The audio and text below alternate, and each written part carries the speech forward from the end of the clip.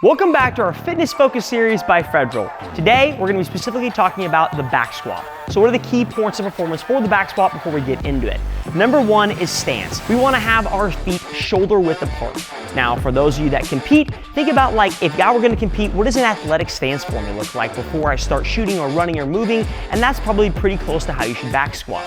Next up is our core. How should we be engaging it? I want you to think of your core as a 360 degrees, all around your trunk. Think of it like a soda can. If I shake it up, there should be pressure applied across the whole can, not just on the front. So try to do that with your trunk or your core as you're starting and throughout the whole movement of the back squat.